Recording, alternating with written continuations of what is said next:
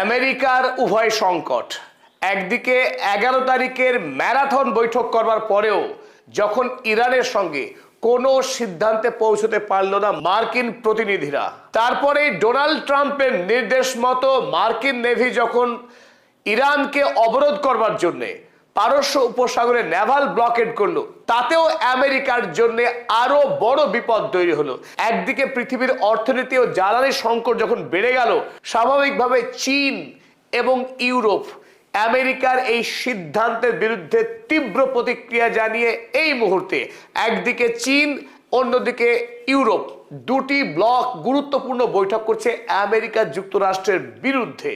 ফলে আমেরিকার উপর যখন এই নেভাল ব্লকেড তুলে নেওয়ার জন্য মারাত্মকভাবে চাপ তৈরি হচ্ছে, সেই মুহূর্তে ডোনাল্ড ট্রাম্প আবারও ঘোষণা করলেন তারা ইরানের সঙ্গে দ্বিতীয়বারের জন্য মুখোমুখি বৈঠক করতে চায়। আর এই বৈঠকের জন্য দিন নির্ধারিত হয়েছে আগামী বৃহস্পতিবার, অর্থাৎ 16 এপ্রিল আরো একবার ইরানের প্রতিনিধিরা এবং মার্কিন প্রতিনিধিরা মুখোমুখি বৈঠক করতে যাচ্ছে। তাদের মধ্যে চলমান যে বিবাদ এবং যুদ্ধ, সেই যুদ্ধের আনুষ্ঠানিক সমাপ্তি ঘটিয়ে যে 2 সপ্তাহের যুদ্ধবিরতি চলছে আমেরিকা এবং ইরানের মধ্যে, সেই যুদ্ধবিরতি শেষ হবার আগেই আমেরিকা এবং ইরান তারা বৈঠকের মধ্য দিয়েই তাদের দ্বিপাক্ষিক সমস্যার সমাধান করতে চাইছে বলে জানিয়েছে মার্কিন মহল। এই ক্ষেত্রে প্রশ্ন যেটা হচ্ছে, কোথায় বসতে চলেছে আমেরিকা এবং ইরানের প্রতিনিধি দল? পাকিস্তানের প্রধানমন্ত্রী শেহবাজ শরীফ প্রথম দফার বৈঠকে যে অভূতপূর্ব ব্যবস্থা করেছিলেন, সেই ব্যবস্থাতে মার্কিন প্রশাসন যথেষ্টই খুশি। তবে এবার দুটি শহরের নাম উঠে এসেছে, একদিকে সুইজারল্যান্ডের জেনেভা, অন্যদিকে পাকিস্তানের ইসলামাবাদ। তবে অধিকাংশ বিশ্লেষকের মত, দ্বিতীয় বৈঠকও প্রথম বৈঠকের মতোই ওই ইসলামাবাদ শহরেই হতে চলেছে 16 এপ্রিল। ফলে এই মুহূর্তে পাকিস্তান আমেরিকা এবং চীনের 2 গুরুত্বপূর্ণ শক্তিশালী রাষ্ট্রের কাছে যে অত্যন্ত নির্ভরযোগ্য রাষ্ট্র হিসেবে চিহ্নিত হয়েছে, সে কথা বলা যেতে পারে। গত বৈঠকে ইরান এবং আমেরিকা তারা ঐক্যমতের কাছাকাছি পৌঁছেও শেষ পর্যন্ত সেই বৈঠক ব্যর্থ হয়েছিল। অনেকের মতে এই বৈঠক ব্যর্থ হওয়ার পশ্চাতে প্রধান অপরাধী হলেন বেঞ্জামিন নেতানিয়াহু।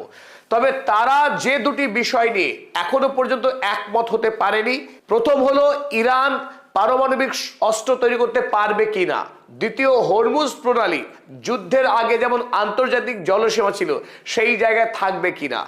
আমেরিকা যুক্তরাষ্ট্র কোনোভাবেই ইরান যে পারমাণবিক অস্ত্র তৈরি করুক তা চায় না। অপরদিকে ইরান এই মুহূর্তে সংকল্পবদ্ধ তারা আগামী দিনে পরমাণু অস্ত্র তৈরি করবে তাদের দেশের নিরাপত্তার স্বার্থে। অপরদিকে এই যুদ্ধে ইতিমধ্যেই ইরানের 277 বিলিয়ন ইউএসডি পরিমাণ ক্ষয়ক্ষতি হয়েছে, যে ক্ষয়ক্ষতি এই মুহূর্তে ইরান প্রস্তুত হচ্ছে আমেরিকার কাছ থেকে আদায় করার জন্য। সুতরাং হরমুজ প্রণালী যেটা আমেরিকা দাবি করছে ইরানকে ছেড়ে দিতে হবে আন্তর্জাতিক জলসীমা হিসেবে, সেটা কিন্তু মেনে নিতে ইরান রাজি নয়। কারণ যে পরিমাণ ক্ষয়ক্ষতি হয়েছে ইরানের, সেই টাকা তারা যে কোনো মূল্যেই হরমুজ প্রণালী থেকেই টোল হিসেবে তারা তুলতে দৃঢ় প্রতিজ্ঞ।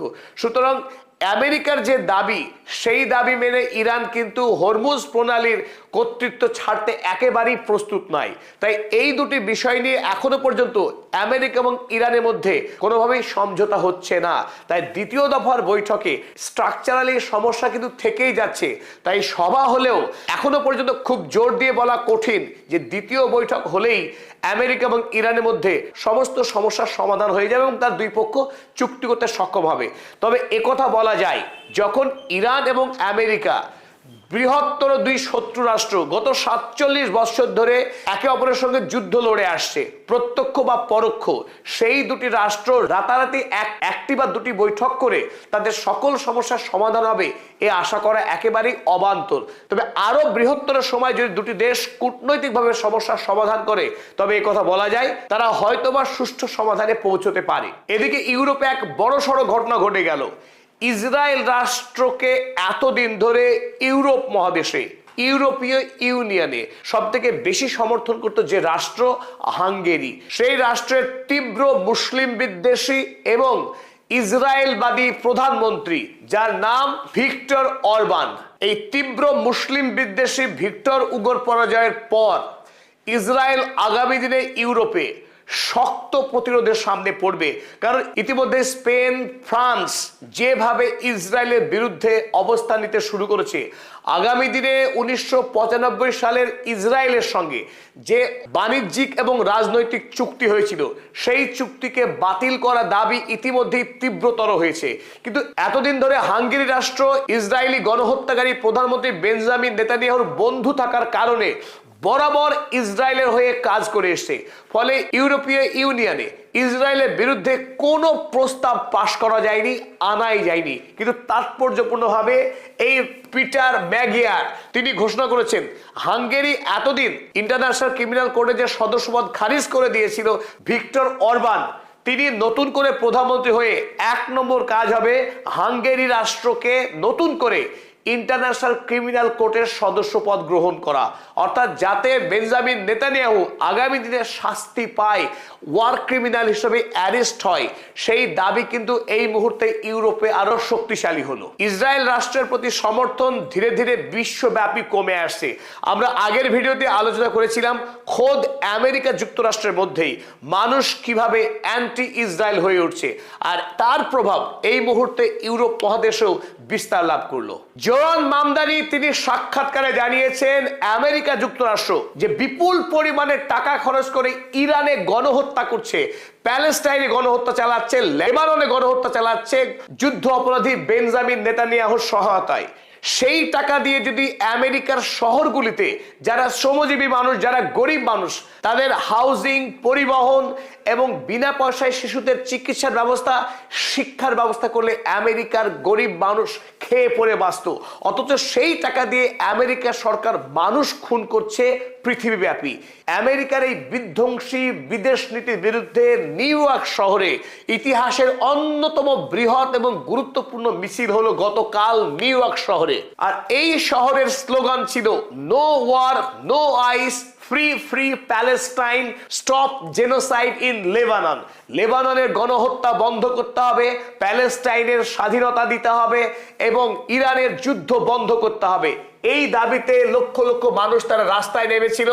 আপনারা দেখছেন ছবি, এখান থেকে পরিষ্কার আমেরিকার প্রচুর সংখ্যক মানুষ, বিশেষ করে ডেমোক্র্যাট রাজনৈতিক দলের তো প্রশ্নই নেই, ডেমোক্রেটিক রাজনৈতিক দলের 80% মানুষ এই মুহূর্তে আমেরিকার যুদ্ধনীতির বিরুদ্ধে, বিদেশে টাকা খরচ করার বিরুদ্ধে, মাগা ডেমোক্র্যাট এই মুহূর্তে ডোনাল্ড ট্রাম্পের যুদ্ধের বিরুদ্ধে মানুষ সোচ্চার হয়েছে।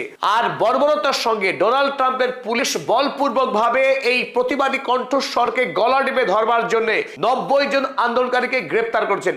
কিন্তু জোরান মামদানি তিনি জানিয়েছেন তারা যুদ্ধবিরোধী অবস্থান থেকে একটুও সরে আসবে না।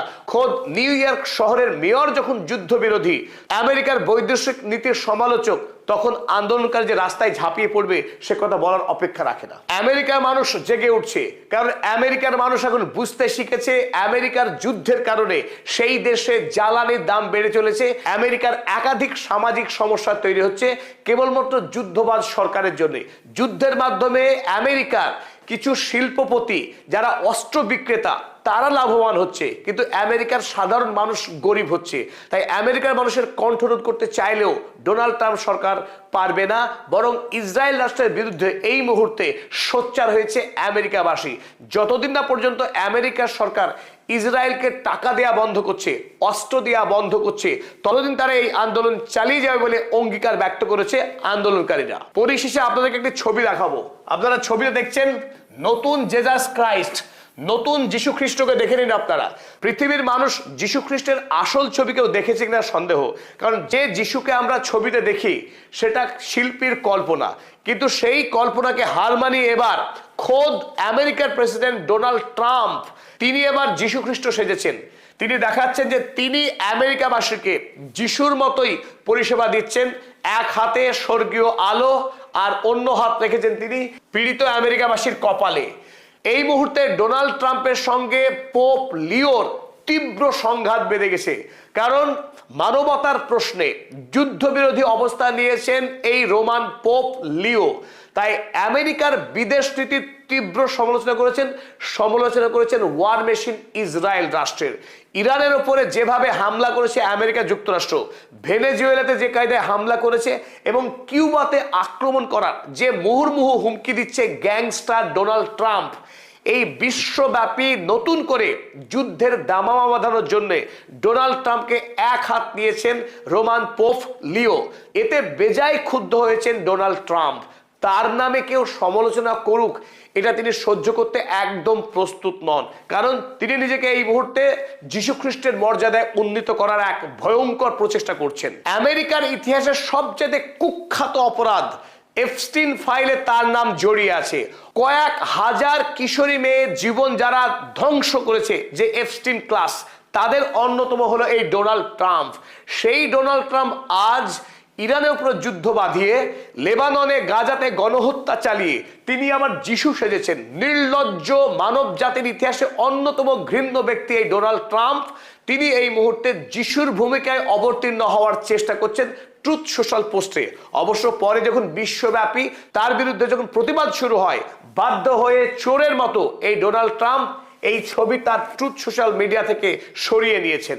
অবশ্য এটা কম লজ্জার ব্যাপার নয় যে আমেরিকা যুক্তরাষ্ট্রের প্রেসিডেন্ট তিনি একটি পোস্ট করে সেই পোস্ট মুছতে বাধ্য হলেন, রাখতে পারেননি।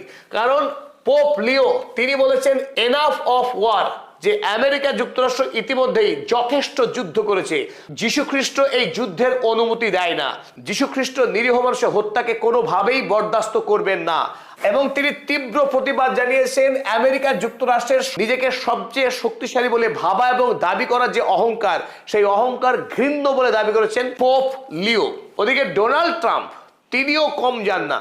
তিনি পোপকে বলেছেন দুর্বল। তিনি পোপকে আক্রমণ করেছেন দুর্বল বলে, যে অন্যায়কারীদের প্রতি দুর্বল। অর্থাৎ ইরান, ফিলিস্তিনি জনতা, লেবানন তারা হচ্ছে অন্যায়কারী, আর তিনি হলেন দুষ্টের দমনকারী। তিনি পৃথিবী থেকে অন্যায়কে মোছার জন্য প্যালেস্টাইনে আক্রমণ করেছেন, ইরানে আক্রমণ করেছেন। অথচ পোপ লিও তিনি কিছুই বুঝতে পারছেন না, তাই তিনি ডোনাল্ড ট্রাম্পের সমালোচনা করছেন। তবে পোপ কোনোভাবেই ডোনাল্ড ট্রাম্পের হুমকিতে এতটুকু বিচলিত নন।